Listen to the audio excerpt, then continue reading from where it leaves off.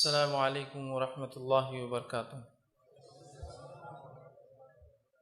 الحمد للہ رب العالمین والصلاة والسلام علی خاتم النبیین والمرسلین رب اشرح لی صدری ویسر لی امری واحلل عقدۃ من لسانی یفقہوا قولی۔ وقال عز وجل فی القرآن المجید اعوذ باللہ من الشیطان الرجیم بسم اللہ الرحمن الرحیم هذه نار التي كنتم بها تكذبون۔ اما بعد، تمام تعریفیں اس اللہ عز و جل کے لیے لائق و زیبا ہے جو تمام جہانوں کا بنانے والا اور اسے پالنے والا ہے، اور درود و سلام اس کے آخری نبی محمد صلی اللہ علیہ وسلم پر۔ اس سے پہلے کہ جو آج کا اس پروگرام کا عنوان تھا آپ کے سامنے میں چند باتیں اس تعلق سے رکھوں، ایک وضاحت یہاں کرنا میں جو ہے ضروری سمجھتا ہوں، چونکہ میں ایک ذاتی کام کے سلسلے میں آپ کے شہر جو ہے حیدرآباد آیا تھا۔ نتیجتاً کوئی ایسا فکس پروگرام یا شیڈیول نہیں تھا کہ کہاں کوئی پروگرام لیا جائے گا، لیکن جب یہاں آیا تو بہت سارے لوگوں سے ملاقات ہوئی، اور میں سمجھتا ہوں ایک دن ون ڈے بیفور پروگرامز ایسے بہت ساری مساجد کی الحمدللہ طے ہوتے گئے، اور مسجد عباد الرحمن کے لیے 2 دن جو ہے مختص خاص کیے گئے تھے، لیکن لوگوں نے شدید دعائیں کی۔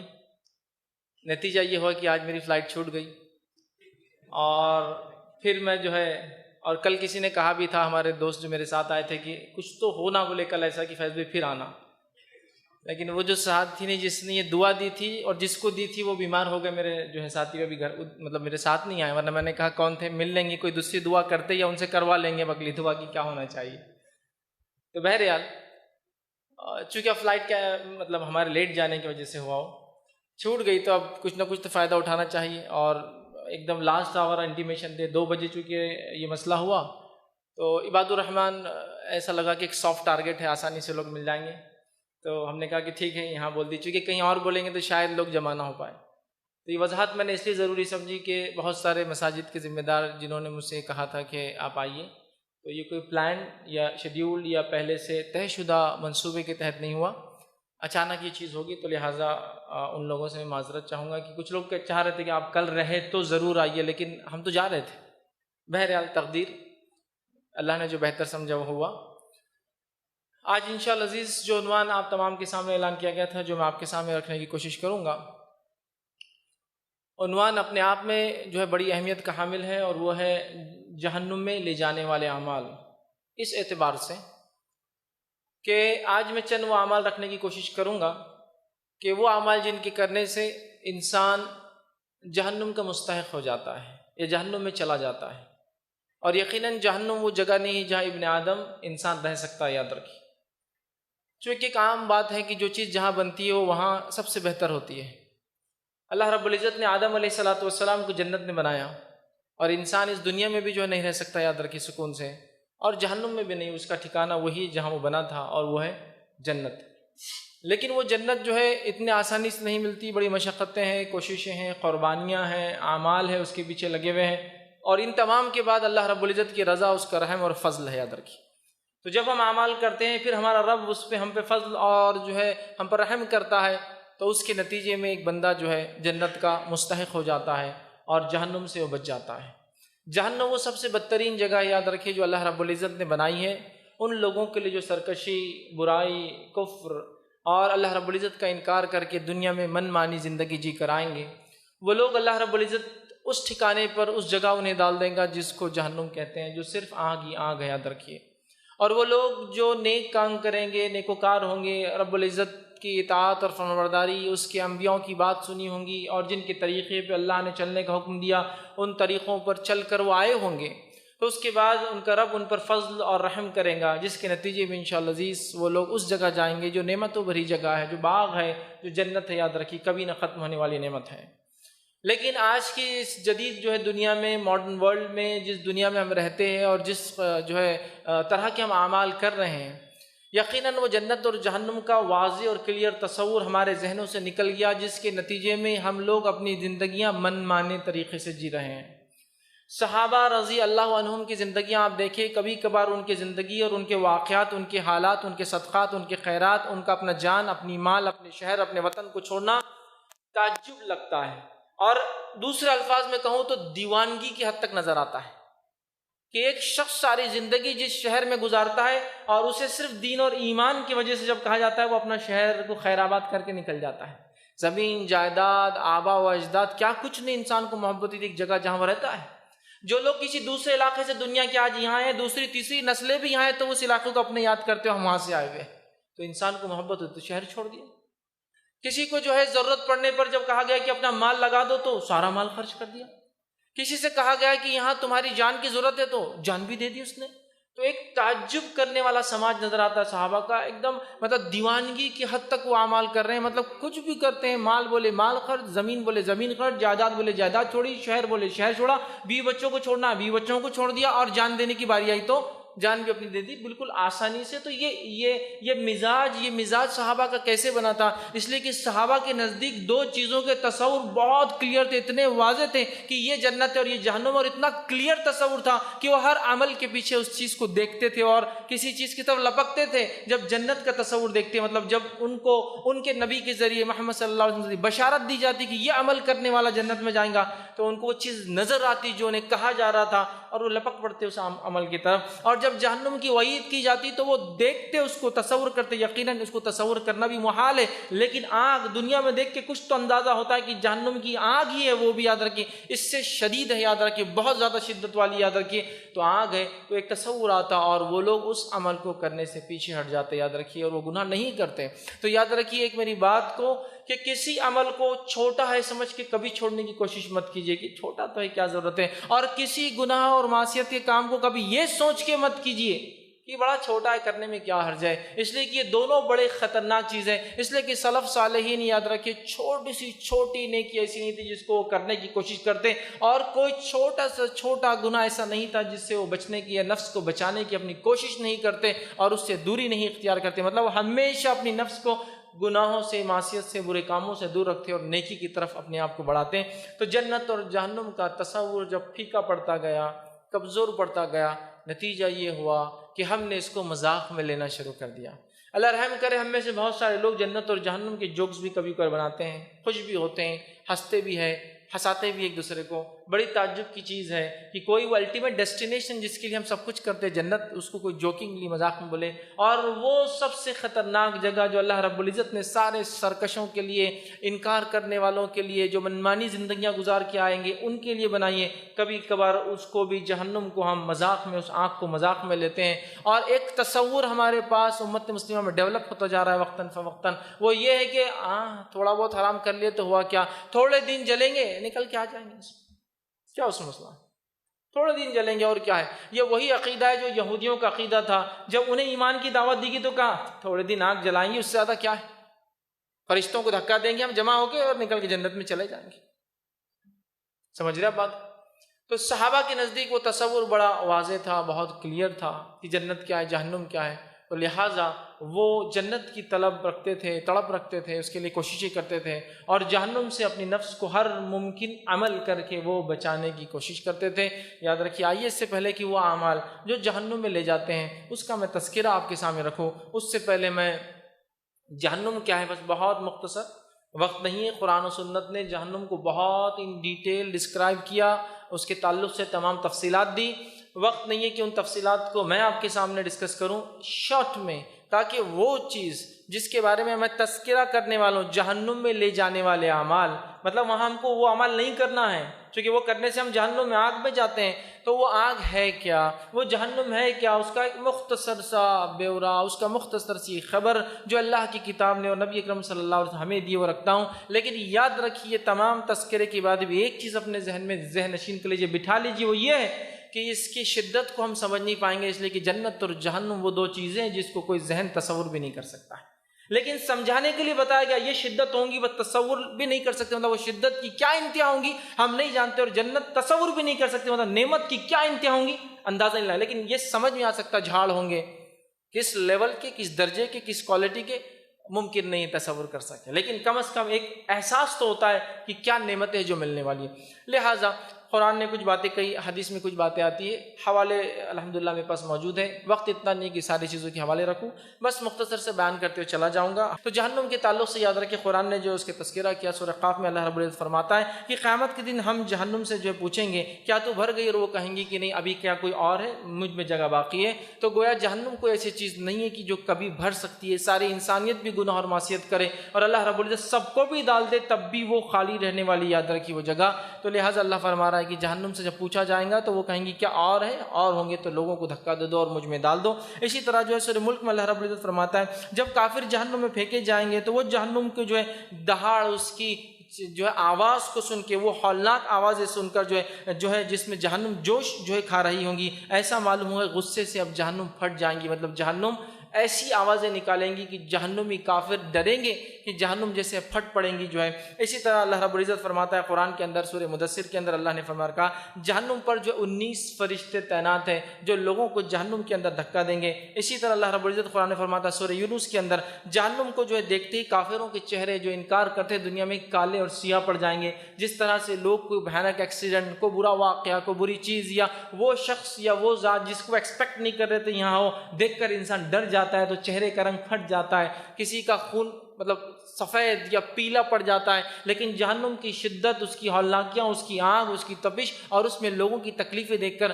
جو لوگ کافر ہوں گے ان کے چہرے سیاہ اور کالے پڑ جائیں گے۔ اسی طرح جہنم کے تعلق سے اللہ رب العزت فرماتا سورہ فرقان کے اندر جہنمی عذاب سے تنگ آ کر موت طلب کریں گے لیکن انہیں کبھی موت نہیں دی جائیں گی، اس لیے کہ جنت اور جہنم میں یاد رکھیے انسان کو موت نہیں، یاد رکھیے انسان یا تو جنت میں ہمیشہ رہیں گا یا پھر جہنم میں ہمیشہ رہیں گا۔ ہاں کچھ لوگ ایسے ہوں گے جو جہنم میں جا کر بھی انشاءاللہ عزیز اللہ کے فضل جنت میں جائیں گے، لیکن جہاں بھی الٹیمیٹ ڈیسٹینیشن ہوگا وہ ہمیشہ کے لیے ہوگا، یاد رکھیے ہمیشہ ہمیشہ کی وہاں زندگیاں ہوں گی، یاد رکھیے۔ اسی طرح سورہ مومنون میں اللہ فرماتا ہے جہنم کی آگ جہنمیوں کے چہروں کو جو ہے گوشت کو جو ہے جلا ڈالیں گی اور ان کے جبڑے جو ہے باہر نکل کر اور شدت سے آ جائیں گے۔ اسی طرح اللہ رب العزت سورہ اعلیٰ کے اندر فرماتا ہے کہ جہنم کی آگ نہ زندہ چھوڑتی ہے نہ مرنے دیتی ہے، ایک ادمری سی زندگی انسان وہاں جو گزارے گا، جو اس میں جائیں گا۔ سورہ ہمزہ میں اللہ نے فرمایا جہنم کی آگ لوگوں کو جو ہے چکنا چور کر دیں گی، ہلاک اور برباد کر دیں گی۔ اسی طرح اللہ رب العزت قرآن میں فرماتا ہے سورہ دخان کے اندر جہنمیوں کو تھور کا زہریلا جو ہے کانٹے دار درخت، بدبودار درخت جو ہے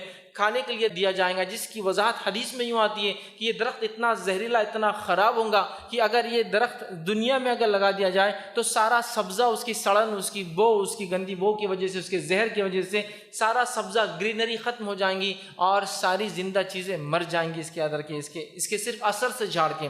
اسی طرح جو ہے جہنمیوں کے جو زخموں سے بہنے والا خون اور پیپ جو ہے اور نیچ کھولتا ہوا پانی جو ہے جہنمیوں کو پینے کے لیے دیا جائے گا۔ جو مشروب جہنمیوں کو لوگوں کو پینے دی جائیں گی وہ یہ ہوں گی کہ جہنمیوں کے خود جسموں سے نکلتا ہوا سڑا ہوا خون اور پیپ اور کھولتا ہوا پانی جو ہے پینے کے لیے دیا جائے گا۔ اسی طرح جو ہے جہنمیوں کو آگ کا لباس پہنا جائے گا۔ جہنم ویسے پوری آگ ہے، اوپر آگ ہے، نیچے آگ ہے، ادھر آگ ہے، ادھر آگ ہے، بچھونا آگ کا، کھانا آگ کا، بیڑیاں آگ کی، تمام چیزیں سزا جو بھی دی جا رہی ہے وہ آگ اور اس کے اندر ہے۔ اس کی آگ کی تپش کے تعلق سے نبی اکرم صلی اللہ علیہ وسلم حدیث میں فرماتے ہیں اس کی آگ کی تپش دنیا کی آگ سے 70 ٹائم 70 درجے زیادہ ہے۔ اگر ایک عام اعتبار سے لے لے کہ انسان دنیا میں جو آگ پیدا کر سکتا ہے، ہم جانتے ہیں آج دنیا میں لوگ جو ہے لاکھوں ڈگری سینٹی گریڈ تک کی فائر آگ پیدا کر سکتے ہیں، جس سے نیوکلیئر فیشن ہوتا ہے، جو سب سے چھوٹا ذرہ ہوتا ہے ایک مادے کا، اس کو توڑا جاتا ہے، یاد رکھیے ایٹم جس کو کہتے ہیں، لاکھوں ڈگری ٹیمپریچر ہوتا ہے، یاد رکھیے۔ اتنے کو نہ بھی لے، خالی سمجھنے کے لیے اگر میں یہ کہوں آپ کے علاقے میں جو شدید دھوپ ہوتی ہوں گی جب گرمیوں کے اندر تو ٹیمپریچر 40 44 45 یا 47 ڈگری تک جاتا ہے، اس گرمی کو تصور کیجئے اور جہنم کی آگ اس کے مقابلے میں اگر 70 پکڑ لے آپ صرف تپش کے اعتبار سے تو آپ اندازہ لگائیے جو شخص شدید گرمی میں 2 سے 3 دن اگر دھوپ میں کھڑا ہو تو میں سمجھتا ہوں سن اسٹروک سے وہ جو ہے تیسرے چوتھے دن مر جائیں گا۔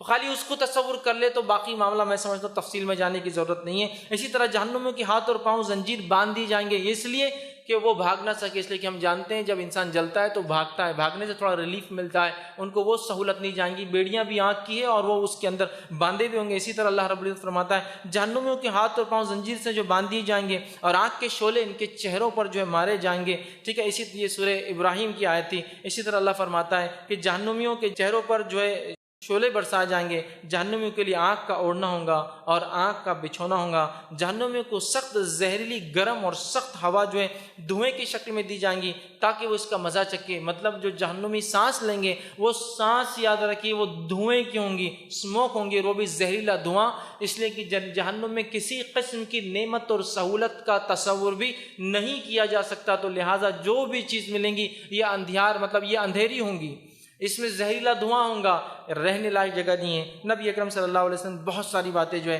جہنم کے تعلق سے بیان کی۔ صحیح مسلم کی روایت آپ نے فرمایا جہنم میں بعض لوگوں کو آنکھ ٹخنوں تک عذاب دیا جائے گا، اور یہ سب سے ہلکا عذاب ہوگا جہنمیوں کو جو ملے گا، لیکن وہ عذاب کی شدت یہ ہوں گی کہ اس ٹخنوں تک پیر جلنے کی وجہ سے ان کے سر میں بھیجا ایسا کھولیں گا جس طرح سے ہانڈیا میں جو ہے جب ابال آتا ہے نا تو آواز آتی ہے، تو بھیجا کھولیں گا۔ یہ سب سے ہلکا عذاب ہے جو جہنمی کو دیا جائے گا، ٹخنے تک جو ہے جہنم میں اس کو پیروں کو ڈالا جائے گا۔ اسی طرح جو ہے ایک دفعہ نبی اکرم صلی اللہ علیہ وسلم موجود تھے، ایک آواز آئی، صحابہ سے پوچھا اللہ کے رسول صلی اللہ علیہ وسلم کیا تم جانتے ہو یہ آواز کس چیز کی تھی؟ صحابہ نے کہا اللہ کے رسول صلی اللہ علیہ وسلم ہم نہیں جانتے آواز کس کی تھی۔ تو آپ صلی اللہ علیہ وسلم نے فرمایا ایک پتھر تھا جو آج سے 70 سال پہلے جہنم کی آگ میں پھینکا گیا تھا، اب وہ اس کے تل کے اندر پہنچا ہے، اس کے ڈیپتھ میں گیا ہے۔ وہ ایک پتھر اگر جہنم میں پھینک دیا جائے تو 70 سال مسافت 70 ایئرز تک گرتا جائے گا، تو جب اس کے تل میں جائے گا، اور سمپل سی بات ہے،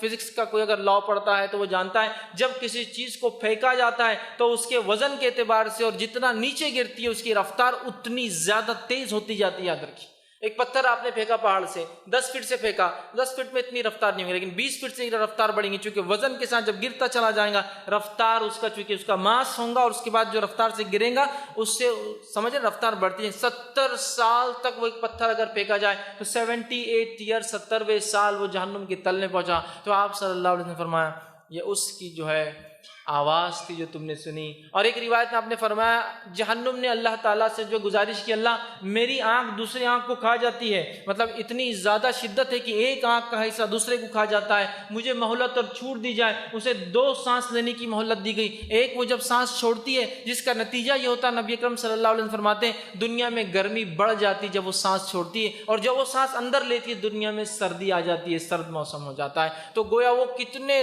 دور ہے جس کا تصور سائنس بھی نہیں کر سکتی، انسانی ذہن بھی نہیں کر سکتا۔ اتنی مسافت billions and billions and billions of light years, آج انسانیت 200 بلین لائٹ ایئرز تک جو ہے ہبل سے دیکھ سکتی ہے، اور بولتے ہیں 200 خرب سال جائیں گے تو ابھی گیلیکسی کا ایک حصہ معلوم ہوتا ہے، لیکن گیلیکسی ہماری کائنات اس سے کتنی بڑی نہیں جاتا ہم جانتے ہیں۔ تو بلین جس کو بولتے ہیں اربوں اور خربوں نوری سال بھی اگر آپ چلے تو پہلے آسمان تک پہنچنا ممکن نہیں، یاد رکھیے انسانی اعتبار سے۔ تو اس کی صرف ایک سانس وہاں سے اس دنیا پر یہ اثر ڈالتی ہے۔ اسی طرح جو ہے نبی اکرم صلی اللہ علیہ وسلم نے فرمایا جہنم اس قدر روئیں گے کہ ان کی آنسوؤں میں کشتیاں چلائی جا سکتی ہے۔ وہ تکلیف، وہ شدت، وہ جو ان کو جو پین جو ہوگا جس سے وہ آنسو بہائیں گے، آنسوؤں کی شدت اتنی ہوں گی کہ اگر کشتیاں جہاز بھی چلا لیے جائے تو اس کے اندر چلنے لگیں گے۔ اسی طرح کھولتا ہوا پانی کافروں کے سر پر ڈالا جائے گا، جس سے وہ پانی سر میں جا کر سر کو ختم کر کے اس کے پیٹ میں پہنچے گا، اور پیٹ کی آنتوں کو سب ختم کر کے اس کے پیٹ کے ذریعے سارا اس کا مادہ جو پیٹ کے اندر ہے ساری چیزیں نکل کر باہر آ جائیں گی، پھر اللہ رب العزت حکم دیں گا وہ پھر جمع ہو جائیں گی، پھر وہ زندہ ہوں گا۔ اور یہی سلوک اس کے ساتھ ہوگا کہ پانی کی اتنی شدت ہوگی جو پلایا یا ڈالا جائے گا کہ انسانی جسم کے اعضاء اس سے کٹ کے جھڑ کر جو ہے نیچے گر جائیں گے۔ اسی طرح جو ہے نبی اکرم صلی اللہ علیہ وسلم نے فرمایا کہ جہنم میں بختی اونٹ کے برابر سانپ ہوں گے، اور خچر جو گھوڑے جیسی قسم ہوتی ہے خچر کے برابر بچھو ہوں گے، اور جب ایک ان میں سے سانپ اور بچھو مطلب جو کہ اونٹ کے برابر سانپ اور خچر کے برابر بچھو ڈسیں گا تو 40 سال تک وہ جہنم میں اس کے پین، اس کی شدت کو محسوس کریں گا۔ یاد رکھیے 40 سال تک یاد رکھیے اس شدت کو محسوس کریں گا۔ یاد رکھیے اتنے سخت قسم کے عذابات یاد رکھیے جہنم کے اندر ہے۔ یہ چند باتیں تھیں، چند جھلکیاں تھیں، چند نمونے تھے جو قرآن نے اور حدیث نے جہنم کے تعلق سے ہمیں بتا ہے، یاد رکھیے، بڑی سخت جگہ یاد رکھیے، بڑی سخت جگہ یاد رکھیے، یہ ایسی جگہ نہیں ہے جہاں کوئی بھی انسان کبھی جانا پسند کرے گا۔ جامع ترمذی کی روایت ہے، اللہ رب العزت نے جب جنت بنائی تو جبرائیل سے کہا، جبرائیل جاؤ دیکھو جنت میری کیسی میں نے بنائی ہے انسانوں کے لیے۔ جبرائیل علیہ السلام گئے، جنت کی سیر کی اور آ کر کہا، اللہ شاید ہی کوئی انسان ہے جو اس میں جانا نہ چاہیں گا۔ اس کے بعد اللہ نے جہنم بنائی اور کہا، جبرائیل جا کر دیکھو جہنم میں نے کیسی بنائی۔ جبرائیل علیہ السلام نے جہنم دیکھ کر کہا، اللہ شاید ہی کوئی بندہ اس میں جانا چاہیں گا۔ پھر اللہ نے جنت میں جانے کے لیے جو مصیبتیں ڈال دیے اور جہنم کی جو آسانیاں انسان جس کی وجہ سے چلا جائیں گا، مطلب کچھ نہ کرنے سے چلا جائیں گا، وہ چیزیں بتائی۔ جبرائیل علیہ السلام سے کہا، اب جا کر دیکھو۔ تو جبرائیل علیہ السلام نے آ کر گواہی دی، اللہ شاید بہت کم بندے ہیں تیرے جو جنت میں جا سکیں گے، چونکہ جو راستہ ہے مشکل ہے، اور شاید بہت کم لوگ ہیں جو جہنم سے بچ سکیں گے۔ تو یہ کوئی معمولی چیز نہیں، اتنی وضاحتیں، اتنی چیزیں، اس چیز کے تعلق سے اس کا تصور بھی محال ہے، ہمیں دیا جا رہا ہے تاکہ دنیاوی لیول پر کچھ تو ہم سمجھ سکتے ہیں، کچھ تو ہم جان سکتے ہیں، کچھ تو احساس ہو سکتا ہے، لیکن اس کے بعد بھی ہم بہت آرام سے ایسے اعمال کرتے ہیں جس کے تعلق سے حدیث میں وضاحت کے ساتھ، قرآن نے وضاحت کے ساتھ کرا، یہ اعمال جہنم میں لے جائیں گے۔ اور میں آج جن اعمال کو رکھوں گا وہ جو عقائد سے ریلیٹڈ اعمال نہیں ہوں گے، اخلاقیات سے متعلق ہوں گے۔ تو عقائد کے تعلق سے ہم جاتے کافر جہنم میں جائیں گے، منافق جہنم میں جائیں گے، میں وہ نہیں رکھوں گا، وہ عقائد ہے۔ ہم معاملات کے تعلق سے، چونکہ ہم مسلمان آپس میں بات کریں، ہم معاملات کے تعلق سے باتیں دیکھیں، وہ معاملات جن کے کرنے سے انسان جہنم میں جائیں گا، اس لیے کہ وہ باتیں، وہ اعمال جو ہمارے نزدیک کبھی کبھار بڑے معمولی ہوتے، حقیر ہوتے، ہلکے ہوتے ہیں، کوئی ویلیو نہیں ہوتی ہے، وہ اعمال اللہ کے نزدیک بہت بڑے، بہت عظیم، بہت مرتبے والے، بہت پسندیدہ ہوتے ہیں، اتنے زیادہ کہ اللہ اس ایک عمل کی وجہ سے بندے کی مغفرت کر دیتا ہے، مطلب گناہ معاف کر دیتا ہے۔ اور کچھ اعمال جن کو ہم بڑا معمولی، بڑا ہلکا، کیا ہوا کرنے میں، چلتا ہے، سب کر رہے ہیں، ٹریڈیشن ہے، کلچر ہے، فیشن ہے، سسٹم ہے، عادت ہے، اس کو کر لیتے ہیں، اللہ کے نزدیک وہ اعمال انتہائی ناپسندیدہ ہے، انتہائی کراہت والے، انتہائی اس کی برائی ہے۔ اللہ رب العزت اس ایک عمل کی وجہ جس کو بڑا ہلکا سمجھ کے ہم کرتے ہیں، اس کی وجہ سے انسان کو اٹھا کر جہنم میں ڈال دیں گا۔ چونکہ ہم نہیں ہیں جو فیصلہ کریں گے کون جنت اور جہنم میں جائیں گا، وہ اللہ کا قانون ہے، وہ فیصلہ کریں گا، ان کو ڈالوں گا اور ان کو نہیں ڈالوں گا۔ یہ بات میں اس لیے کہہ رہا ہوں کہ بہت سارے اعمال کو ہم کیا ہوا بولتے، کیا ہوا کر لیے تو، کیا ہوا بول دیے تو، کیا ہوا سن لیے تو، کیا ہوا دے دیے تو، سمپل، اتنا سمپل۔ لیکن اندازہ لگائیے، حدیث کے اندر ایک واقعہ سنیے، ایک شخص تھا، پیاسا تھا، کنویں میں اترا، چونکہ پانی نکالنے کو ڈول نہیں تھا، اندر اترتا ہے، پانی پی کر اوپر آتا ہے، جب باہر آتا ہے دیکھتا ہے کتا پیاسا ہے، زبان باہر ہے، وہ سوچتا ہے اس کا وہی حال ہے جو میرا حال تھا۔ وہ پھر کنویں میں جاتا ہے، چونکہ ڈول نہیں تھا، اپنے جوتی کو اتارتا ہے، پانی جوتی میں لیتا ہے، منہ میں جوتا پکڑتا ہے، اوپر آتا ہے اور کتے کو پانی پلاتا ہے۔ اللہ رب العزت کو یہ ادا اس کی پسند نہ جاتی، چھوٹا سا عمل جانور کے ساتھ، ابھی کتے کے ساتھ جو عین حرام ہے، ہر چیز اس کی حرام ہے، تجارت حرام، اس کی چیزیں استعمال حرام، اس کا کھانا حرام، لیکن اس کے ساتھ رحم کرتا ہے، اس پر جو ہے اس کو جو ہے اس کا اچھا پانی پلاتا ہے، اللہ رب العزت اس کی مغفرت کر دیتا ہے، معاف کر دیتا ہے۔ اور دوسرے واقعے میں صحیح بخاری کی دونوں بھی روایت، پہلی بھی اور دوسری بھی، ایک عورت ہوتی ہے، بلی کو پکڑ لیتی ہے، گھر میں باندھ دیتی ہے، نہ باہر جانے دیتی ہے، نہ کچھ خود کھلاتی ہے، نتیجتاً وہ بلی مر جاتی ہے۔ عمل کے اعتبار سے چھوٹا ایک جانور مر گیا، کیا ہوتا ہے، کس کو احساس، اس کا گاڑی کے نیچے آ کے مر گیا۔ ہمارے محلے میں بچے پکڑ کے اس کو جو ہے گلے میں رسی ڈال کے مار دیتے ہیں، عام بات ہے، کنویں میں پھینک دیا، ندی میں پھینک دیا، نالی میں پھینک دیا، گرا ہوا ہے تو کون اٹھائیں گا اپنے کپڑے اور ہاتھ گندے کریں گا۔ اس بلی کو اس نے باندھا، اس کو نہ کھلایا اور پلایا، نہ اس کو خود کچھ دیا، نہ وہ کھائے، اور وہ بلی مر گئی۔ اتنا اللہ کو جو ہے وہ عمل برا لگا کہ اللہ رب العزت نے اتنا ناپسند کیا اس عمل کو کہ اللہ رب العزت نے اس بلی کے مارنے کی وجہ سے اس عورت کو جہنم میں ڈال دیا۔ ہمارے نزدیک تو کتے کو بھی کیا پانی پلایا جاتا ہے، یا تو انسان پیاسے ہے، ہمارے نزدیک تو بلی کو مارنا کون سا مسئلہ ہے، ہم تو انسانوں کو مارنے پہ تلے، سبحان اللہ۔ تو اعمال کی شدت کو سمجھیے، جس کو ہم ہلکا پھلکا سمجھتے ہیں وہ شریعت کے مطابق ہلکا پھلکا ہے کہ یہ اصل چیز ہے، ہم ڈیفائن نہیں کریں گے، چونکہ جنت جہنم ہماری نہیں، ہم اس کے مالک نہیں ہیں، ہم اس کے حقدار نہیں، یاد رکھیے پریویلیج ہوں گا، یہ ایک ہمارے لیے نعمت اور سہولت ہوں گی جو ہمارا رب ہم کو دے دیں گا، لیکن اس میں ہم حقدار نہیں ہو سکتے، یاد رکھیے۔ تو لہذا قانون وہ بنائے گا جو اس کا مالک ہے، اور اس قانون کے مطابق اگر ہم اسے ہلکا سمجھا، چھوٹا سا عمل نہیں کرے تو کیا ہوا۔ چونکہ یہ بات میں اس لیے واضح کر رہا ہوں کہ کتاب و سنت کے ماننے والوں کو ایک غلط فہمی ہوتی ہے، قرآن حدیث پہ عقیدہ صحیح ہے، اعمال کی کیا ضرورت ہے، ساری زندگی وہی معاملہ چل، نہیں عقیدہ صحیح ہے نا، نہیں صحیح ہے، عقیدہ صحیح ہونا ضروری ہے، لیکن خالی عقیدہ صحیح اور اعمال نہیں اپنے اختیار کی، اس کا مطلب عقیدے میں ابھی گڑبڑ ہے، پرابلم ایشو ہے۔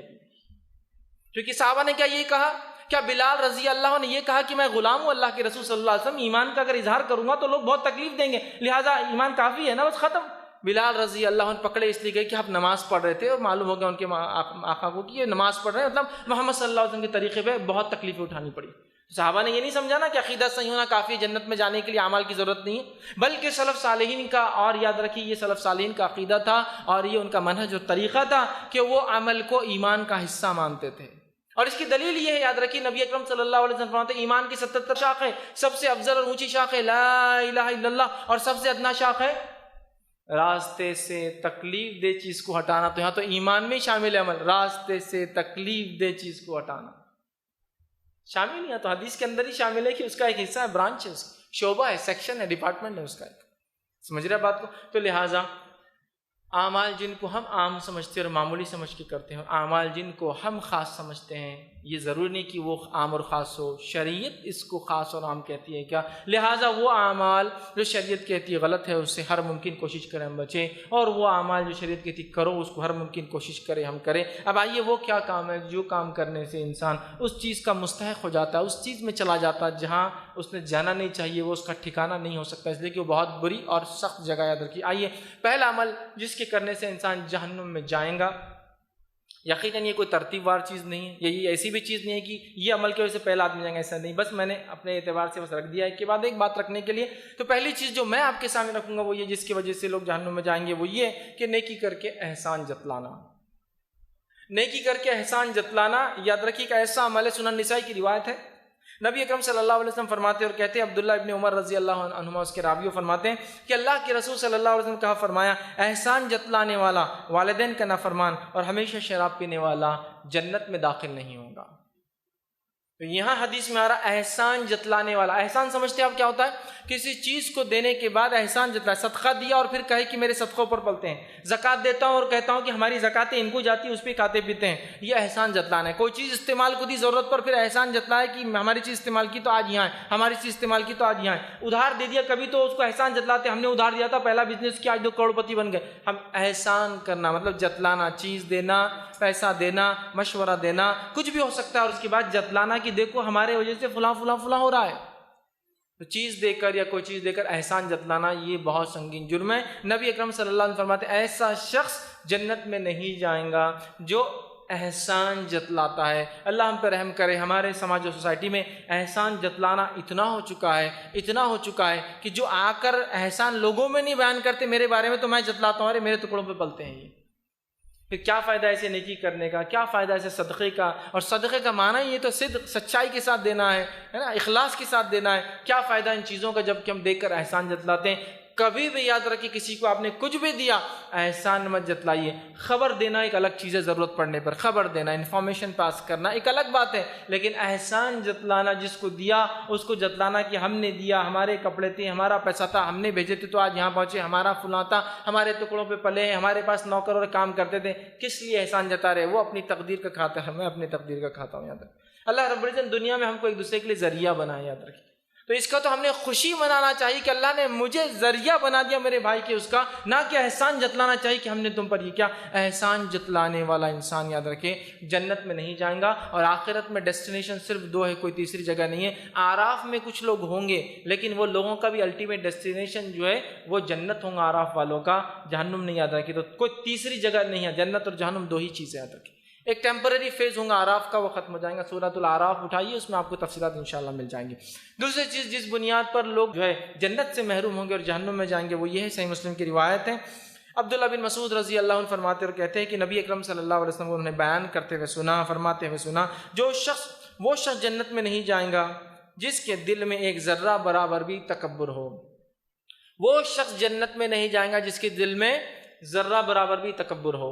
وہ شخص جنت میں نہیں جائیں گا جس کے دل میں ذرہ سمجھتے ایک پارٹیکل، ہوا چلتی ہے، علماء لکھتے ذرہ کی شرح میں وہ کبھی کبھار روشنی آتی ہے ایک سوراخ میں سے گھر میں، ہے نا، یا کسی جگہ، اس روشنی میں کچھ چیزوں کو آپ اڑتے ہوئے دیکھتے ہیں، وہ چیزیں اڑتے رہتی ہے بغیر پھونکے کے، بس جو نیچرل ہوا چل رہی ہے اس سے اڑتی ہے، اس کو کہتے ہیں ذرات۔ ذرہ برابر بھی تکبر ہوگا، کبر ہوگا، وہ جنت میں نہیں جائیں گا، تو اس کا ٹھکانہ کیا ہوگا؟ جہنم۔ اور ان کی سزا یہ آتی ہے حدیث کے اندر کہ ان کو اللہ چونٹیوں کے اتنا بنا دے گا، چونٹی، چونکہ دنیا میں بڑا بتاتے ہیں نا اپنے کبر، تکبر کرتے تھے۔ کبریائی، تکبر، بڑائی اللہ کی چادر ہے، یہ صرف اللہ کا حق ہے، صرف اللہ کا حق ہے۔ تو چونٹیوں کے اتنا بنا دیں گا تاکہ ذلیل ہوں گے لوگوں کے سامنے جہنمیوں میں، کہ تکبر کرتے تھے، تکبر۔ اور آج تکبر کا کیا عالم ہے، کیا زام ہے، کیا معاملہ ہے، میں کیا بتاؤں، کیا بتاؤں۔ مردوں کو اپنے مال پہ تکبر، جسمانی صلاحیتوں پہ تکبر، عقلی صلاحیتوں پر تکبر۔ اچھا جسم ہے تو ٹھیک ہے، اچھا جسم اچھی بات ہے، آپ اللہ کی عبادت میں لگائیے، مسلمانوں کی مدد کیجیے، کار خیر ہے کہیں باقی جس میں آپ کی ضرورت ہے، لیکن اس سے تکبر ہے نا۔ مال ہے اس سے تکبر، عورتیں ہماری ماں بہنیں ہیں تو شوہر اچھا ہے مالدار، اس کا تکبر، خوبصورتی ہے اس کا تکبر، بچے اچھا پڑھتے ہیں اس کا تکبر، اچھے اچھے کورسز کرتے ہیں اس کا تکبر۔ کون سا ایسا شعبہ ہم دنیا کا زندگی کا چھوڑیں گے جس میں ہم نے تکبر نہیں کیا ہو؟ حتیٰ کہ کچرا بھی پھینکیں گے تو برانڈیڈ چیزوں کو پھینک کر تکبر کریں گے، میرے گھر کا کچرا یہ، سبحان اللہ، اللہ رحم کرے۔ کیا سماج ہو گیا یہ؟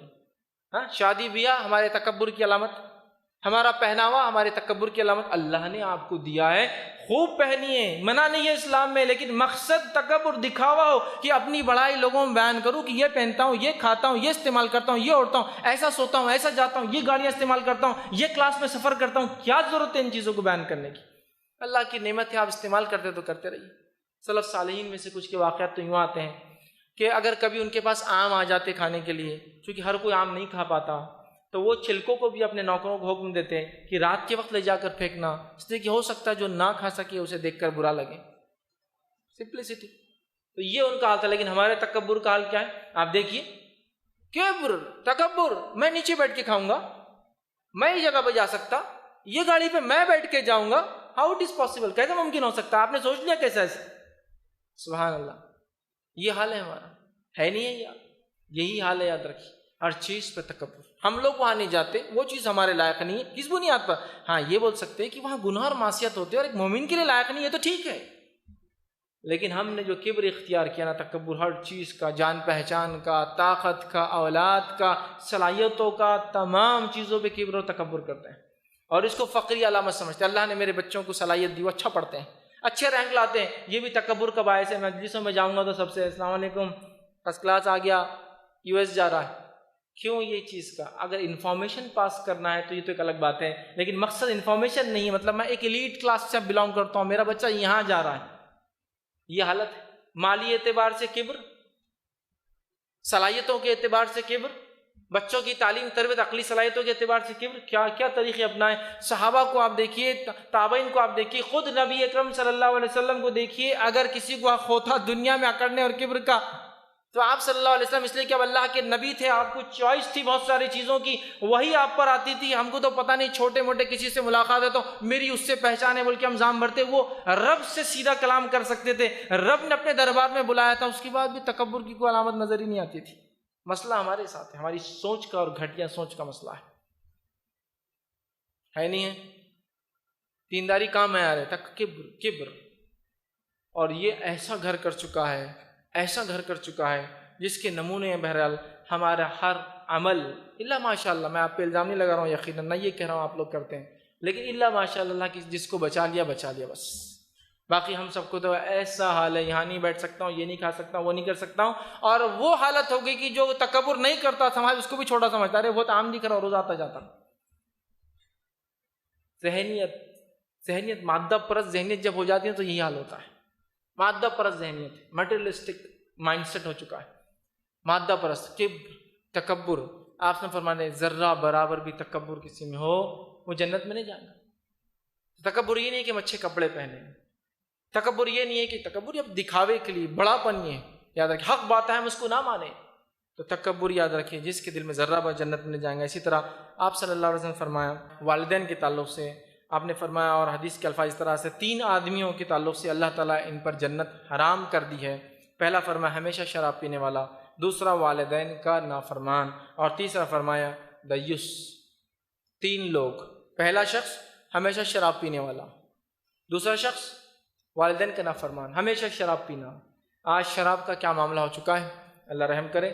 مسلم کلچرز میں بھی اسلامی کلچر ایک الگ چیز ہے. اب یہاں بہت سارا ڈفرینسیشن کرنا پڑتا ہے آج کل.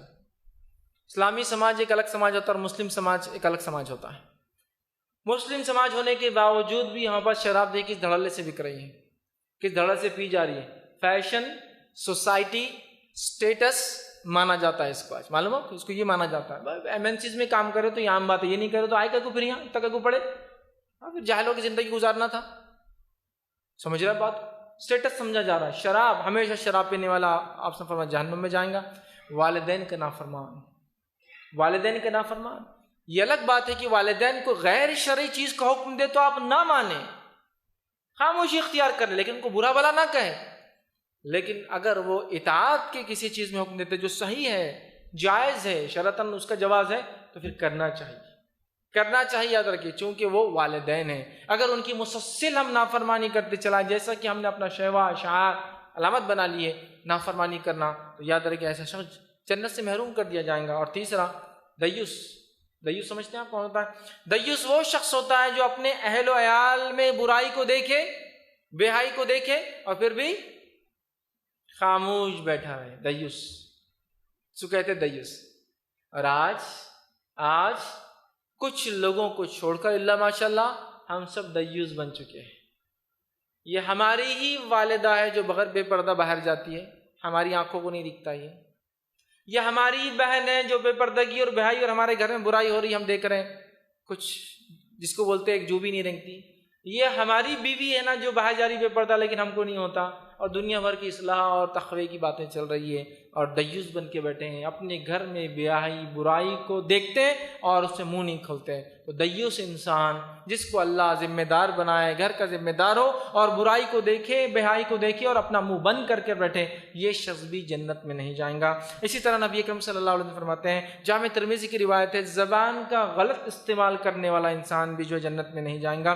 آپ صلی اللہ علیہ وسلم فرماتے ہیں, حدیث کے الفاظ ہیں, جو لوگ کثرت سے جہنم میں جو لوگ جائیں گے اس کا جو وجہ, اس کا سبب بنے گا وہ دو چیزیں ہوں گی. وہ ایک منہ ہے اور دوسرا شرمگاہ ہے, جس کا غلط استعمال کرنے کی وجہ سے سب سے زیادہ لوگ جہنم میں جائیں گے. دو چیزوں کی وجہ سے, ایک جو منہ میں ہے اور ایک جو شرمگاہ ٹانگوں کے بیچ میں ہے. منہ کے اندر کیا ہوتا ہے؟ زبان, اور ٹانگوں کے بیچ میں انسان کی شرمگاہ ہوتی ہے. یہ دو چیزیں ہیں جو انسان کو سب سے زیادہ جہنم میں لے جائیں گی. زبان کے استعمال پہ تو کوئی روک ہی نہیں ہمارے پاس. حالت یہ کہ نہ بچوں کو تربیت دی جاتی, نہ ہم خود اس پر وہ کرتے ہیں. والدین کو اٹھا کر بول دیا, پڑوسی کو اٹھا کر بول دیا, کچھ ہوتے گالی دے دی کسی کو, یوں ہی بس غلط بیانی کر دی, جھوٹ بول دیا, بکواس بک دی, غیبت کر دیا, بہتان لگا دیا, چغلیاں اس کی کری جا رہی ہے, کتنے سارے گناہ, گالی گلوچ, گندے الفاظ کیے جا رہے ہیں. جبکہ نبی اکرم صلی اللہ علیہ وسلم کی حدیث سنیے, آپ صلی اللہ علیہ وسلم فرمائے کہ روایت کے الفاظ ہیں کہ بندہ ایک ایسا کلمہ, ایک ایسا جملہ بغیر سوچے سمجھے بول دیتا ہے, یہ بخاری کی روایت ہے, بغیر سوچے سمجھے بول دیتا ہے, اللہ کو اتنا پسند نہ جاتا ہے کہ اللہ اس کے بدلے اس کی مغفرت کر دیتا ہے. زبان کا استعمال بغیر سوچے سمجھے, لیکن صحیح بات کر دیا. اور ایک روایت کے اندر جو ہے موطا امام مالک کے اندر اضافی الفاظ ہے, وہ یہ ہے کہ بندہ ایک جملہ جو بغیر سوچے سمجھے وہ بک دیتا ہے, سوچا بھی نہیں, سیکنڈ تھاٹ میں بول دیا, اللہ کو اتنا ناگوار گزرتا ہے کہ اس ایک جملے کی وجہ سے اللہ اس کو جہنم میں ڈال دیتا ہے. سنگل سٹیٹمنٹ کافی ہے. اسی لیے بولنے سے پہلے سوچنا چاہیے, بولنے کے بعد نہیں سوچنا چاہیے. ابھی مجھے غصہ ہے, منہ بند کر لو, بعد میں بات کریں. ابھی میں جو ہے اس حالت میں نہیں ہوں کہ اچھی بات کر سکتا ہوں, تو منہ بند کر لو, اب بعد میں بات کریں. ایشو کو یہاں ختم کرتے ہیں ابھی. لیکن ہم وہاں منہ کھولنا چاہتے ہیں, چلانا چاہتے ہیں, چیخنا چاہتے ہیں. اور ایک بات یاد رکھیے, تلوار سے دیے گئے گھاؤ بھر جاتے ہیں وقت کے ساتھ, حالات کے ساتھ, لیکن زبان سے دیے گئے گھاؤ ہمیشہ ہرے کے ہرے رہتے ہیں, کبھی بھرتے نہیں. اس نے ہمارے والد کو گالی دی تھی, پوتوں تک زمانے تک لوگ یاد کرتے ہیں ان کے خاندان والوں نے ہم کو گالی دی تھی. وہ زبان کے گھاؤ نہیں بھرتے ہیں, لہٰذا بہت احتیاط کے ساتھ استعمال کرے, ورنہ منہ بند رکھے. یہی نصیحت نبی اکرم صلی اللہ علیہ وسلم کی حدیث میں فرمایا, جب مومن بات کرے تو اچھی بات کرنے والا منہ بند رکھیے, اس کے لیے بہتر ہے. اسی طرح جو ہے چغلی کرنا یاد رکھیے, صحیح مسلم کی روایت ہے, نبی اکرم صلی اللہ علیہ وسلم فرمایا, کہا چغل خور جنت میں داخل نہیں ہوں گا. اب چغلی کیا ہوتی ہے آپ کو وضاحت کر دیتا ہوں. غیبت, چغلی اور بہتان تین چیزیں ہیں جس کا تعلق ایک ہی مسئلے سے, ایک ہی بات سے ہے. ایسی کوئی بات جو انسان کے اندر موجود ہو, ایسی کوئی برائی, خامی, کمزوری ایک انسان میں موجود ہو, اور وہ آپ اس کے پیٹھ پیچھے بولے، اگر اس کے سامنے بولا جاتا تو اسے برا لگتا۔ ایک آدمی خد میں کم ہے، اسے گڈا بولنا برا لگتا ہے، حالانکہ وہ خد میں کم ہے لیکن اسے برا لگتا ہے، تو اس کے پیٹھ پیچھے آپ نہیں بول سکتے ہیں۔ یہ ہے غیبت، یہ ہے غیبت۔ ایسی کوئی بات اپنے بھائی کے پیٹھ پیچھے تم کہو جو اس کے سامنے کہو تو اسے برا لگے، یہ غیبت ہے، یہ غیبت ہے۔ کسی نے پوچھا کہ اگر اس میں یہ بات ہے اور ہم بول رہے ہیں تو کہا یہی تو غیبت ہے، اور اگر نہیں ہے بول رہے تو بہتان ہے۔ تو ایسی کوئی بات جو ایک انسان میں ہو لیکن اس کے پیٹھ پیچھے کہی جائے، سامنے کہے تو برا لگے، پیٹھ پیچھے کہنا غیبت۔ وہ کوئی بات جو انسان کے سامنے کہی جائے برا لگے، اس کے پیٹھ پیچھے اس لیے کہنا کہ دو لوگوں میں جھگڑا ہو جائے، چغلی۔ اور وہ کوئی بات جو انسان میں ہو صفت، وہ اس کے پیٹھ پیچھے بولا جائے تو وہ اس کو برا مانتا ہے اور وہ اس میں ہو ہی نہ بولنا بہتان۔ تو غیبت وہ چیز ہے آپ بول رہے ہیں غیبت، وہ چیز نہیں ہے آپ بول رہے ہیں بہتان، الزام۔ اور وہ چیز ہے لیکن آپ اس لیے بول رہے ہیں کہ دو لوگوں میں جھگڑا ہو جائے، اسے کہتے ہیں چغلی۔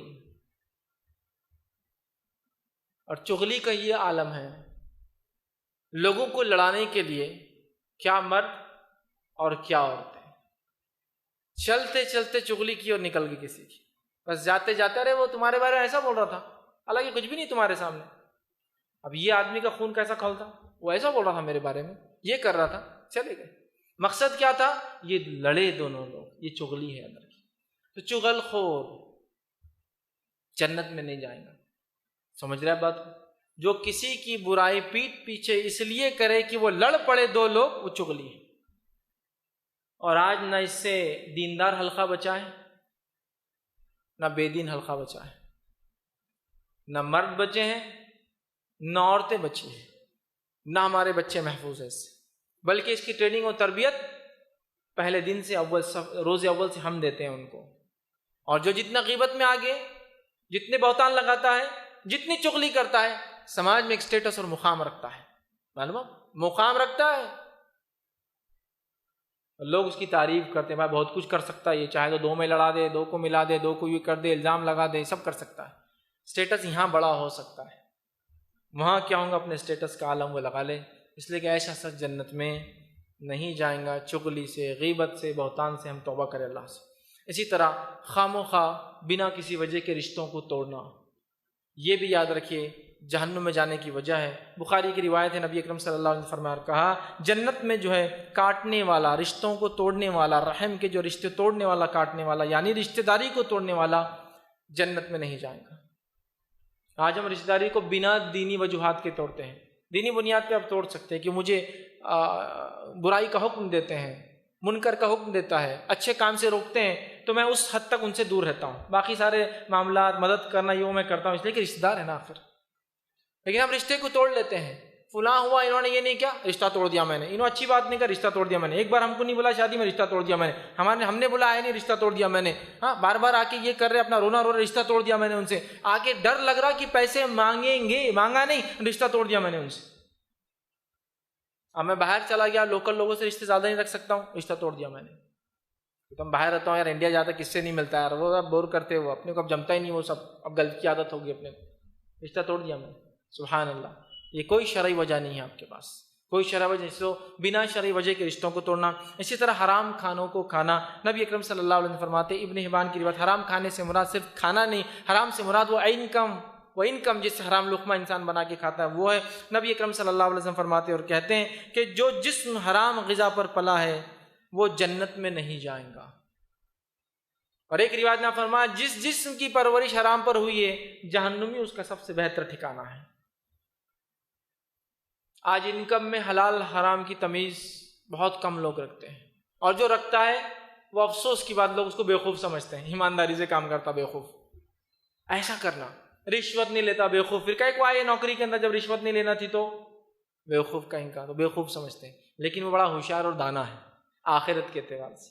دنیا میں ہو سکتا ہے بیوقوف کہلا، چونکہ اس کی عمارتیں چھوٹی رہ جائے، ہو سکتا ہے 4 ویلر میں کبھی نہ گھوم پائے، تو مسئلہ نہیں، لیکن آخرت کے اعتبار سے سوچ کی رفتار سے انسان چلنے والا ہے، وہاں اس کو ملنے والی ہے ساری چیز، دنیا میں یہ نعمتیں جانے سے تو بہت بڑا اس کا لاس بالکل بھی نہیں ہو رہا ہے اندر کی۔ حرام چیزوں سے اجتناب کرنا بڑی اہم چیز ہے۔ اسی طرح اپنے پڑوسی کو تکلیف دینا، صحیح مسلم کی روایت ہے، نبی اکرم صلی اللہ علیہ وسلم فرمایا، کہا جس شخص کا ہمسایہ اس کے شر سے محفوظ نہ ہو وہ جنت میں داخل نہیں ہوگا۔ جس کا پڑوسی اس کی شرارتوں سے محفوظ نہ ہو وہ جنت میں نہیں جائیں گا۔ اور جب بھی پڑوسی کی بات آتی نا تو ہم اپنے آپ کو پڑوسی تصور کرتے اور بولتے ہاں میرا پڑوسی ایسی کر رہا جیسا فیض بھائی آپ بول رہے تھے نا، روز تنگ کرتا۔ نہیں، میرا پڑوسی نہیں، میں جس کا پڑوسی ہوں وہ کیا سوچتا ہے مجھے وہ سوچنا ہے۔ وہ میرے ساتھ برا سلوک کرتا لیکن میرا اچھا رہے گا۔ یہ بات بڑی اہم ہے، پڑوس بڑی اہم ہے۔ آپ صلی اللہ علیہ وسلم فرماتے ہیں جب کوئی انسان اپنا گھر بیچنے کا ارادہ کرے پہلے اپنے اطراف کے لوگوں سے کہے۔ اگر تیرا پڑوسی تیرے گھر کے اوپر اپنی ناٹ رکھنا چاہے تو رکھنے کی اجازت دے، معلوم رکھنے کی اجازت دے۔ ہوتے تھے نا ناٹ ہوتے تھے شیطیر، وہ جو لکڑی کی ڈالا کرتے تھے کسی زمان، تو کہا اجازت دے دیا کرو۔ اس طرح فرمایا جب تم گھر بیچنے کا ارادہ کرو پہلے پڑوسی کو بتایا کرو۔ کیوں؟ تو اس لیے کہ پڑوسی بھی کچھ سوچ کے آپ کے پڑوس میں آتا ہے نا، ارے وہ رہتے کہ وہاں، چلو گھر لیں گے، بہت اچھے لوگ ہیں۔ اب آپ بیچ کے ایک دم جائیں گے تو وہ پریشان ہوتا ہے، حالانکہ کوئی وعدہ نہیں ہوا تھا کہ آپ رہیں گے، لیکن کچھ کنسیڈریشنز تھے، آپ تھے بول کے وہ آیا تھا، تو پہلے اس کو حق دینا چاہیے کہ آپ لینا چاہیں گے، تاکہ پڑوس میں کوئی دوسرا نہ آئے، آپ ہی لے لے اس کو۔ نبی اکرم صلی اللہ علیہ وسلم فرماتے جبریل میرے پاس ہے، پڑوسیوں کے اتنے حق بتائے، پڑوسیوں کے اتنے حق بتائے، پڑوسیوں کے اتنے حق بتائے کہ مجھے ایسا لگا کہ وراثت میں ان کو حصے دار بنا کے چلے جائیں گے، انہیریٹنس کے اندر وہ پارٹ لیں گے۔ وہ سمجھے آپ صلی اللہ علیہ وسلم اتنے حق بتائے، اتنے حق بتائے، اتنے رائٹس بتائے۔ تو اب مجھے یہ نہیں سوچنا میرا پڑوسی کیسا ہے، میں کیسا پڑوسی، یہ سوچنا ہے مجھے اور آپ کو۔ میرے پڑوسی نے میری 1 فٹ جگہ مار لیا، یہ آخرت میں ہوگا، میں نے اس کو بولا سب کچھ کیا، اس نے نہیں مانا، لیکن اس کا ہرگز مطلب نہیں کہ ساری زندگی وہ 1 فٹ کے بدلے میں اس کو اذیت دیتا رہوں۔ یہ حساب تو ہونے والا ہے بھائی، اس کو ہم نہیں بھول سکتے یا معاف کر سکتے، اس سے بڑا کوئی انسان نہیں، ایک الگ بات ہے۔ سمجھ رہا بات؟ یہ بڑی اہم چیز ہے، یاد رکھیے یہ بڑی اہم چیز ہے۔ اور انسان اپنی کبھی کبھار اصلاح کی کوشش کرتا ہے لیکن پھر اس کو موقع نہیں ملتا ہے، موقع نہیں ملتا ہے۔ ایک چھوٹا سا واقعہ سناتا ہوں یہاں۔ ایک واقعہ یہ میرے شہر کا واقعہ کہ ایک پڑوسی تھے، وہ کہیں گلف میں رہتے تھے، کہیں زمانہ رہے، انہوں نے ایک پلاٹ لے رکھا تھا۔ پڑوسی نے گھر بنایا اور 3 فٹ ان کے پلاٹ میں چلا گیا، 3 فٹس بہت لمبا پلاٹ تھا، تو کافی زمین ان کی چلے گئی۔ وہ آئے گلف سے باہر، ان کو بہرحال ایک شریف انسان تھے، لڑکے وغیرہ بھی نہیں تھی، وہ لڑکیاں تھیں، تو آ کر ریکویسٹ کی بھائی میرا گھر ہے، آپ نے اتنا لے لیا اور آپ کا ویسے بھی خالی حصہ ہے، باؤنڈری وال تھی، کوئی کنسٹرکشن نہیں کیا تھا، غلطی سے ہوا ہے شاید، آپ دے دیجئے مجھے میرا حصہ، کیونکہ کافی بڑی جگہ ہے ورنہ میرا گھر بن نہیں پائے گا، اتنی چھوٹی جگہ ہو جا رہی ہے نا، سامنے کا حصہ چھوٹا تھا۔ ہاں نہیں ہم نے لیا، جاؤ کہاں جاتے، کورٹ میں جاتے، یہ کرتے۔ اور وہ جو جن کی حق لیا تھا ان کے کچھ بولنے سے پہلے یہ جناب نے کیس ڈال دیا ان پر۔ ہوتا ہے نا، وہ آواز کرے اس سے پہلے میں آواز کر دوں، وہ مجھے کچھ بولے میں اس کو کچھ بول دوں اس سے پہلے، تاکہ بات دب جائے۔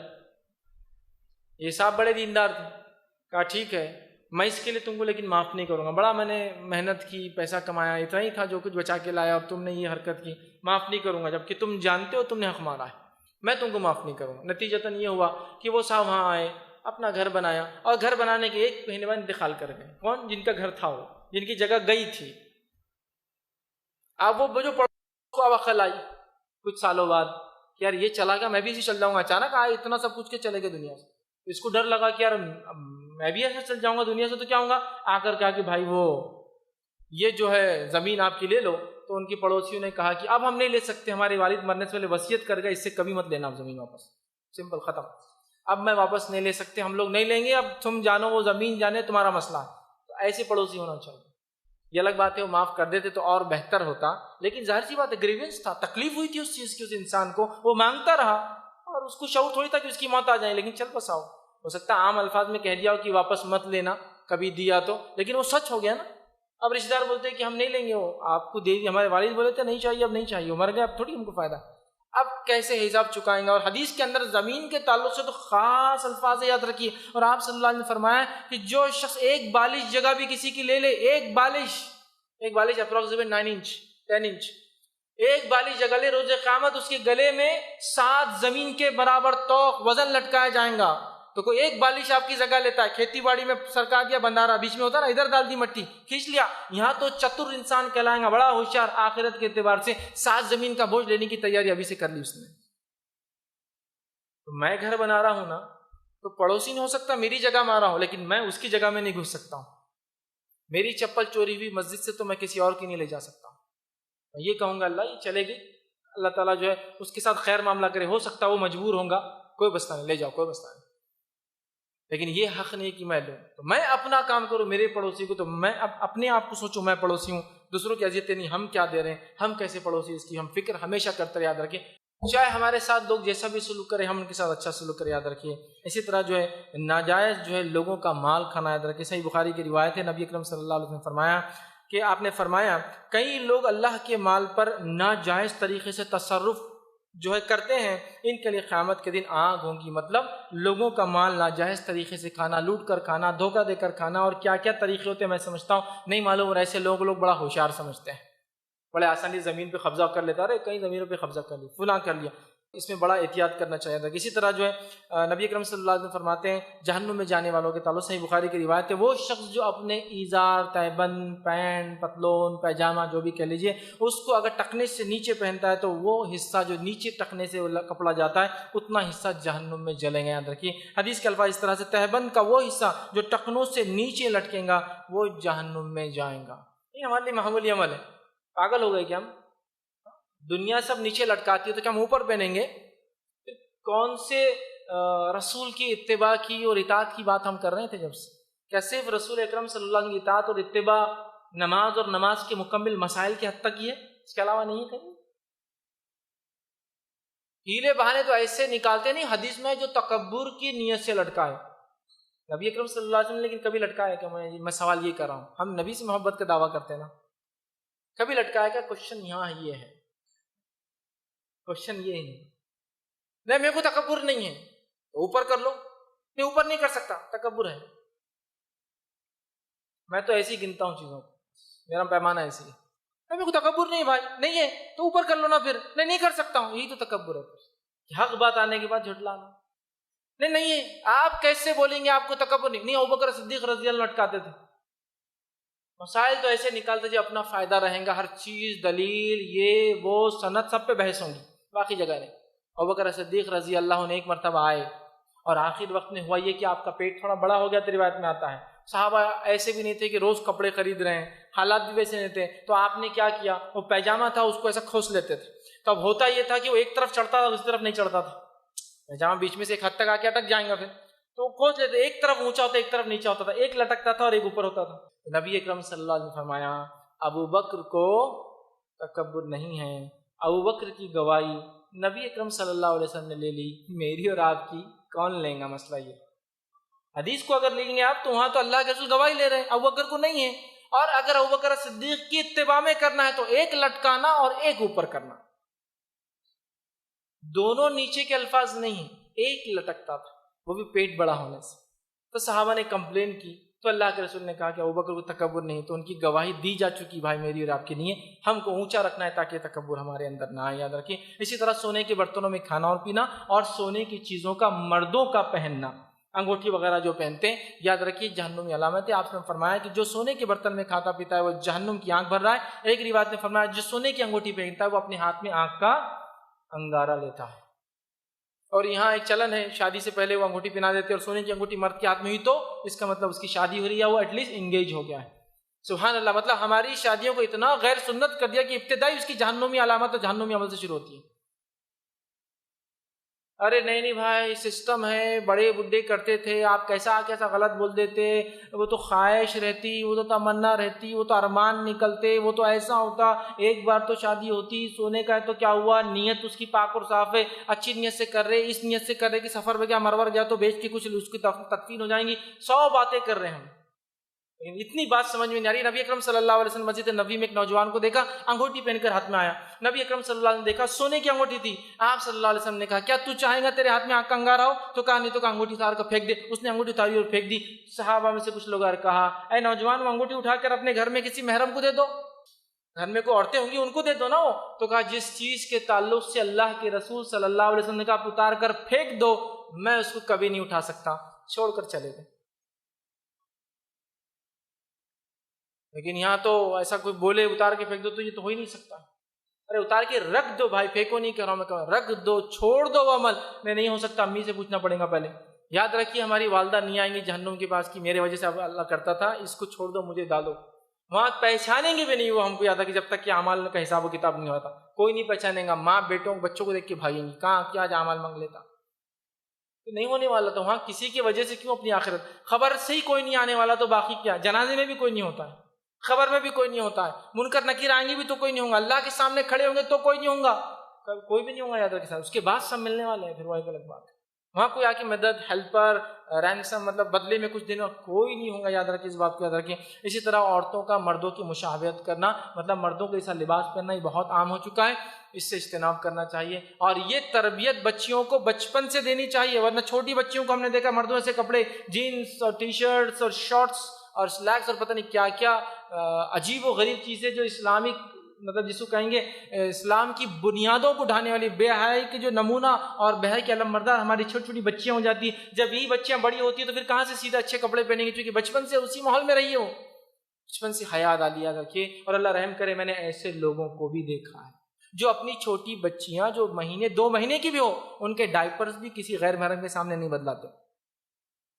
حیا، پردہ، یہی ہے۔ ٹھیک ہے بچی چھوٹی ہے، لیکن پھر بھی یہاں تو حیا کا تقاضا جب وہ سیکھیں گی اپنی ماں سے کہ اس کے ظاہر سے بچی چھوٹی بھی تھی تو کسی کے سامنے نہیں کھلتی تھی، تو کس لحاظ سے کس اعلیٰ جس کو حیا کے معیار پر جو ہے پرورش پائیں گی اندازہ لگایا جا سکتا ہے۔ اور پھر ایسے بے حیا کپڑے آپ پہنا گھمائیں گے، نہیں بچی تو ہے۔ تو میرا یہ سوال ہے، لوہا گرم ہوتا ہے تو ہتھوڑے مارتے یا پھر اس کے ٹھنڈا ہونے کے بعد ہتھوڑے ماروں گے؟ بتاؤ۔ تو بچوں کی تربیت بچپن میں ہوں گی یا بڑا ہونے کے بعد بولیں گے بچی بڑی ہو گئی اب اس کے کپڑے تو بولتی ہے نہیں چھوڑتی میں یہ کپڑے پہننا، برقعے کے اندر پہن کے جاؤں گی، نہیں چھوڑتی۔ آپ نے تربیت نہیں کی۔ بے حیائی یاد رکھی، عورتوں کا مردوں کی مشابہت کرنا، نبی اکرم صلی اللہ علیہ وسلم نے فرمایا کہ وہ عورت جو مردوں کی مشابہت کرتی ہے وہ جنت میں نہیں جائیں گی، یاد رکھیے۔ اسی طرح جو ہے بد زبانی، بد مزاجی رکھنا، نبی اکرم صلی اللہ علیہ وسلم فرماتے اور کہتے ہیں کہ بد زبان اور بد مزاج آدمی جنت میں نہیں جائیں گے۔ سنن ابو داؤد کی روایت ہے، بد زبان بد مزاج، بری زبان کا اور بری مزاج کا، اور اللہ رحم کرے ہم میں سے بہت کم لوگ ہیں جن کے مزاج کی لوگ گواہی دے کہ اچھے مزاج کا آدمی۔ ہر آدمی نے برا مزاج بنا لیا اپنا، دیکھتا بری نظر سے، بات کرتا ہے جھڑک کر۔ ایسا مزاج بنائیے کہ لوگ آپ کے قریب آنا پسند کرے۔ ہم ایسا مزاج بناتے کہ لوگ ہم سے دور جانا پسند کرتے ہیں۔ آپ نے فرمایا ایسے انسان میں کوئی خیر نہیں جس کے قریب لوگ نہیں آتے، کوئی خیر نہیں اس کے اندر۔ خیر خواہی والا جذبہ رکھیے، یہ کام کیجیے۔ اسی طرح جو ہے بلا وجہ اپنے شوہر سے طلاق مانگنے والی عورت کے تعلق سے آتا ہے، وہ بھی بنا شرعی عذر کے، یاد رکھیے، وہ بھی جو ہے جنت کی خوشبو بھی نہیں سنی، روایت کے اندر آتا ہے۔ اسی طرح جو ہے شوہر کی ناشکری کرنے والی عورت کے تعلق سے بھی آپ نے فرمایا کہ اللہ تعالیٰ ایسی عورت پر نظر رحمت نہیں فرمائیں گا جو اپنی شوہر کی شکر گزار نہیں تھی، یاد رکھیے۔ لہٰذا عورتوں کو چاہیے کہ ان کے مرد جو کچھ بھی لا کر دے اس میں ان کی شکر گزاری کرے اور ناشکری نہ کرے، اور اس کا اپنے آپ کو پابند کر لے۔ اسی طرح زنا کرنے والے شخص کے تعلق سے آپ نے فرمایا وہ جنت میں نہیں جائیں گا۔ زنا سے ہمیں یاد رکھے بچنا چاہیے۔ زنا میں سمجھتا ہوں سب سمجھتے سے کیا معنی ہے، لیکن اللہ رحم کرے یہ ہمارے سماج میں عام ہوتا جا رہا ہے۔ اسی طرح جو ہے بخیلی، شدت کے حد تک بخیل رہنا، جو بہت شدید بخیل ہوتا ہے، خرچ ہی نہیں کرتا ہے، نہ زکوٰۃ دیتا ہے، نہ صدقات دیتا ہے، نہ صلہ رحمی کے لیے کرتا ہے، ایسا شخص بھی جنت میں نہیں جائے گا۔ جھوٹ بولنے والے کے تعلق سے آپ نے فرمایا جنت میں نہیں جائے گا۔ فضول گفتگو کرنے والے کے تعلق سے فرمایا جنت میں نہیں جائے گا، اس لیے کہ نبی اکرم صلی اللہ علیہ وسلم فرماتے ہیں کہ جب کوئی شخص بات کرے تو دھیان دے، ورنہ وہ ایک ایسی بات بغیر دھیان دے کے کر دیتا ہے جس سے اللہ ناراض ہو جاتا ہے اور اس وجہ سے وہ جہنم میں جا گرتا ہے۔ فضول کر رہا، دھیان بھی نہیں دے رہا، بکتے جا رہا کچھ ویسا۔ اسی طرح جو ہے نبی اکرم صلی اللہ علیہ وسلم جھوٹ باندھنا، یہ بھی جو ہے جہنم میں جانے کی علامت ہے۔ اسی طرح جو نبی اکرم صلی اللہ علیہ وسلم جانوروں کو تکلیف دینا، یہ بھی جہنم میں جانے کی علامت ہے۔ اور میں نے وہ حدیث آپ کے سامنے رکھی، بخاری کی روایت ہے، ایک عورت نے ایک بلی کو پکڑ لیا، نہ خود کھلایا نہ اسے کچھ کھانے کو دیا، اور وہ مر گئی، وہ جہنم میں گئی۔ اسی طرح شہرت کا لباس پہننا، ایسے کپڑے پہننا جس کو دیکھ کر لوگ واہوائی کرے، تعریف کرے دنیا میں، آپ یہ امید سے پہنتے ہیں۔ ابن ماجہ کی روایت ہے جو شہرت کا لباس دنیا میں پہنے گا اللہ تعالیٰ اس کو روز قیامت آنکھ کا لباس پہنائیں گے، یاد رکھیے۔ اور آج ہمارے پاس محفل اور مجلسوں میں اور عورتوں میں تو خاص طور سے شہرت کا لباس ایسا گھر کر چکا ہے کہ ہر عورت دوسری عورت پر بڑھاوا بتانا چاہتی ہے لباس پہن کر۔ 10,000 کا تو اس نے 20,000 کا، تو اس نے 1,00,000 کا تو وہ ملین سے پہن کے آ رہے۔ مقصد یہ نہیں کہ اللہ نے دیا ہے تو میں پہنوں، کھاؤں، اوڑھوں، چونکہ حدیث میں ہے نا انسان کا مال کیا ہے، جو اس نے کھایا اور جو پہنا اور جو خرچ کیا، اس کے علاوہ تو سب وارثوں کا ہوتا ہے، تو ٹھیک ہے۔ لیکن یہاں مقصد ہے تکبر، ریا، لوگ دیکھے، نام ہو، تو ایسا جو کرے یاد رکھیے وہ جنت میں نہیں جائیں گا۔ مردوں کا سونا پہننا، اس کی تفصیلات میں نے رکھ دی۔ اسی طرح جو ہے جو چیز جو ہے ہمیشہ شراب پینے والا جو ہے جنت میں نہیں جائیں گے، حدیث میں۔ اسی طرح غیبت کرنے والے کے تعلق سے میں نے وضاحت کی، وہ بھی جنت میں نہیں جائیں گے۔ اسی طرح سود کھانے والا انسان جنت میں نہیں جائیں گا، وہ جہنم میں جائیں گے، یاد رکھیے۔ سود بڑی عام لعنت ہو چکی ہے، ہمیں چاہیے اپنے نفسوں کو جو ہے اس سے حفاظت کرے. ناحق کسی کو قتل کرنے والا مومن کو یاد رکھیے وہ جنت میں نہیں جائیں گا. اسی طرح اچھی طرح وضو نہ کرنے والے کے تعلق سے بھی حدیث میں الفاظ دیکھیے کیا ہے. آپ صلی اللہ علیہ وسلم فرمایا وضو کے تعلق سے، ایک شخص نے وضو کیا اور ایڑیاں جو ہیں ان کی سوکھی تھی. آپ صلی اللہ علیہ وسلم نے چند لوگوں کو وضو کرتے ہوئے دیکھا جن کی ایڑیاں گیلی نہیں تھی، سوکھی تھی اور چمک رہی تھی سوکھنے کی وجہ سے. تو آپ صلی اللہ علیہ وسلم نے فرمایا خشک ایڑیوں کے لیے آگ ہے، ہلاکت ہے، وضو کو اچھی طرح کیا کرو ورنہ وہ حصہ ایڑی کا جہنم میں جائیں گا. یہ وہ چند اعمال تھے بہرحال جو اس مختصر سے وقت میں نے آپ تمام کے سامنے رکھنے کی کوشش کی، لیکن یہی وہ اعمال نہیں تھے، یہ وہ چند اعمال تھے جن کے تعلق سے حدیث میں یہ الفاظ آتے ہیں کہ جہنم میں جائیں گا یا جنت سے محروم کر دیا جائیں گا یا آگ میں ڈالا جائے گا. ہمیں چاہیے کہ ان اعمال سے اور اس طرح کے جتنے اعمال ہیں جو جہنم کی طرف لے جاتے ہیں اس سے اپنے آپ کو بچانے کی ہر ممکن کوشش کرے اور کسی گناہ اور معصیت کے کام کو معمولی سمجھ کے کرنے کی کبھی کوشش نہ کرے. یاد رکھیے اور کسی نیکی کو یاد رکھیے چھوٹی سمجھ کے مت چھوڑیے، ہر چیز کو کرنے کی ہم کوشش کریں اور جہنم کا صحیح تصور اپنے ذہنوں میں لائے تاکہ ہم لوگ جو ہے اللہ رب العزت کی جنت کی طرف لپکے، اچھے اعمال کی طرف لپکے اور گناہ اور معصیت اور برے کام سے اپنے نفوس کو، اپنے نفس کو، اپنے آپ کو، اپنے آل اولاد کو ہم بچا کر رکھیں. اسی پر اپنی بات کو انشاءاللہ عزیز میں جو ختم کروں گا. اللہ رب العزت سے آخر میں دعا ہے کہ اللہ سبحانہ تعالیٰ ہم تمام کو ہر اس عمل سے بچائے جو جہنم کی طرف لے جاتا ہے، ہم تمام کو ان اعمال کرنے کی توفیق دے جو جنت کی طرف لے جاتے ہیں، ہر اس گناہ سے اور معصیت سے بچائے جو آنکھ کی طرف جس کا راستہ جاتا ہے اور ہمیں اپنا محبوب بندہ بنائے. وہ کام کرنے کی توفیق عطا فرمائے جن کاموں سے اللہ تو خوش ہوتا ہے اور راضی ہوتا ہے. ہر اس کام سے ہمارے نفس کو بچنے کی توفیق عطا فرمائے اللہ جس کام سے تو ناراض ہوتا ہے. جب تک ہمیں زندہ رکھ ایمان اور اسلام پر زندہ رکھ، جب بھی ہمیں موت دے ایمان پر موت دے. وآخر دعوانا ان الحمدللہ رب العالمین. سبحان ربک رب العزت عما یصفون وسلام علی المرسلین والحمد للہ رب العالمین.